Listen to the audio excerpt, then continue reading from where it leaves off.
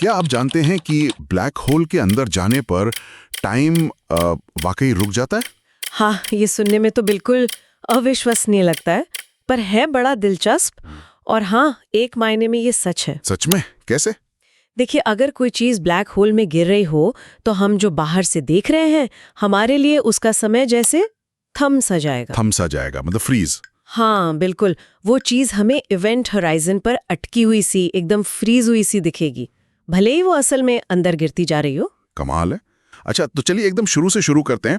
ये black whole आखिर है क्या चीज? मतलब कोई दरवाजा या सुरंग जैसा कुछ? नहीं नहीं, ये कोई दरवाजा या छेद बिल्कुल नहीं है।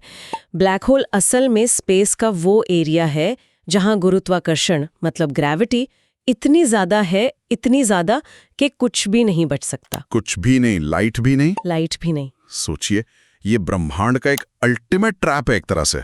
और ये बनते कैसे हैं? मैंने पढ़ा था कि किसी बहुत बड़े तारे के मरने से। बिल्कुल सही। जब कोई बहुत बड़ा तारा, मतलब हमारे सूरज से कई गुना भारी तारा, जब उसकी उम्र पूरी हो जाती है, उसका फ्यूल खत्म हो जाता है, तो वो अपने ही वजन से अंदर की तरफ कोलैप्स कर जाता है। इसे ग्रेविटेशनल कोलैप्स कहते हैं। उसका सारा का सारा मास, सारा पदार्थ एक बहुत ही छोटी सी जगह में सिमट जाता है। कितना छोटा? कोई अंदाजा है? अंदाजा आप ऐसे सोचिए जैसे हमारे सूरज को इतना दबा दिया जाए, इतना कि वो बस एक पिंग पोंग बॉल जितना रह जाए। बाप रे, सूरज एक पिंग पोंग बॉल में? हाँ, और जब घनत्व इतना बढ़ जाता है तो स्पेस टाइम खुद ही मुड़ जाता है और बस बन गया ब्लैक होल। और इसी के चारों तरफ वो बाउंड्री होती है, इवेंट होराइजन, है ना? वो पॉइंट ऑफ नो रिटर्न। एकदम सही। इवेंट होराइजन ये ब्लैक होल के चारों ओर की एक अदृश्य सीमा है।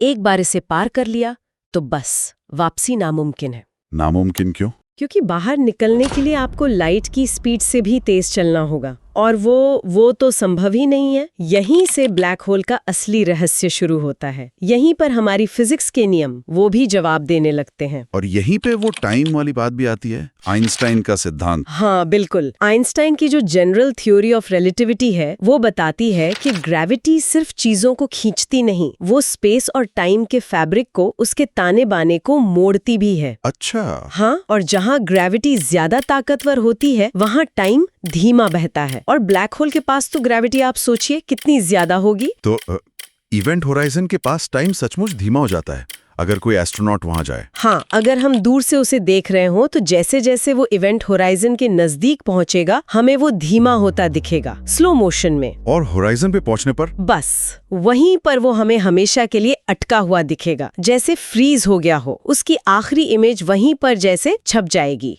लेकिन उस एस्ट्रोनॉट को खुद कैसा महसूस होगा? क्या उसे भी सब स्लो मोशन लगेगा? नहीं, यही तो सबसे अजीब बात है। उसके अपने अनुभव में उसके लिए टाइम नॉर्मल स्पीड से ही चलेगा। उसे पता भी नहीं चलेगा शायद कि उसने इवेंट होराइजन पार कर लिया है। वो बस अंदर गिरता जाएगा। ये तो कमाल है। समय का धीमा होना सिर्फ बाहर वाले के लिए है। हाँ, ये रिलेटिव है, ऑब्जर्वर पर डिपेंड करता है। अच्छा, तो अंदर गिरने पर क्या होता है? एक शब्द था बड़ा अजीब सा, स्पैगेटिफिकेशन। हाँ, स्पैगेटिफिकेशन सुनने में मजाकिया लगता है, पर असलियत बड़ी भयानक है। भयानक? हाँ, देखिए, ब्लैक होल की ग्रेविटी इतनी ताकतवर है कि वो किसी भी चीज पर एक जैसा असर नहीं डालती। मान लीजिए कोई एस्ट्रोनॉट पैरों के बल गिर रहा है। हाँ। तो उसके पैरों पर जो ग्रेविटी का खिंचाव होगा, वो उसके सिर के मुकाबले कहीं ज्यादा होगा। ओह, तो मतलब शरीर खिंच जाएगा नूडल की तरह? बिल्कुल। ये जो ग्रेविटी का फर्क है, ये उसे लंबा और पतला खींचता जाएगा, बिल्कुल स्पेगेटी या नूडल की तरह। इसीलिए इसे स्पेगेटिफिकेशन कहते हैं, और ये बहुत तेजी से होता है। कल्पना करना भी मुश्किल है। तो इस खिंचाव के बाद अंत कहाँ है? वो बिंदु, सिंगुलैरिटी। हाँ, माना जाता है कि ब्लैक होल के बिल्कुल सेंटर में, उसके दिल में होती है सिंगुलैरिटी। ये क्या है असल में? ये वो पॉइंट है जहां सारा का सारा मास जो ब्लैक होल में गिरा है, वो सिमट कर शून्य वॉल्यूम में पहुंच जाता है। मतलब इन्फिनिट डेंसिटी, अनंत घनत्व। शून्य वॉल्यूम, अनंत घनत्व? हाँ, यहाँ स्पेस और टाइम की हमारी जो समझ है, जो नियम है, वो सब खत्म हो जाते हैं। वो काम ही नहीं करते।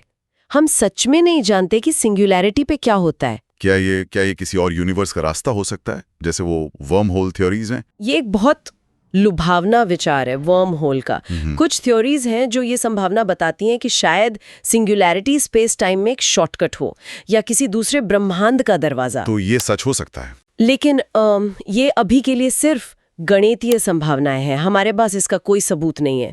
ये अभी विज्ञान से ज्यादा आप कह सकते हैं कल्पना के दायरे में है। तो अगर हम उस एस्ट्रोनॉट की कहानी पूरी करें, वो इवेंट होराइजन पार करता है, बाहर हमारे लिए वो जम गया, टाइम रुक गया। हाँ। अंदर उसके लिए टाइम नॉर्मल है और वो भयानक स्पैगेटिफिकेशन से गुजरता है, खिंचता जाता है और फिर वो खिंचा हुआ पदार्थ, वो सब कुछ सिंगुलैरिटी में समा जाता है, एक अनंत बिंदु में विलीन। उसका अंत सिंगुलैरिटी में। हाँ। जहाँ हमें पता ही नहीं कि क्या है। हाँ, उसका अंत वही है जहाँ हमारे विज्ञान की सीमा खत्म होती है। सिंगुलैरिटी पर असल में क्या है, ये आज भी मॉडर्न फिजिक्स और कॉस्मोलॉजी के सबसे बड़े अनसुलझे रहस्यों में से एक है। तो मतलब इतना कुछ जानने के बाद भी जो सबसे गहरा राज है वो अभी भी राज ही है। ब्लैक होल का दिल एक पहेली है। बिल्कुल, और शायद यही विज्ञान की खूबसूरती भी है ना, हर जवाब के साथ नए सवाल खड़े हो जाते हैं। सिंगुलैरिटी हमें एक तरह से चुनौती देती है कि हम अपनी समझ को और आगे बढ़ाएं। सही कहा। शायद इसीलिए कहते हैं जहां इमेजिनेशन खत्म होती है वहीं से साइंस शुरू होती है। ये ब्रह्मांड वाकई रहस्यों से भरा है और हमें सवाल पूछते रहना चाहिए। वीडियो हेल्पफुल लगे तो लाइक कर देना।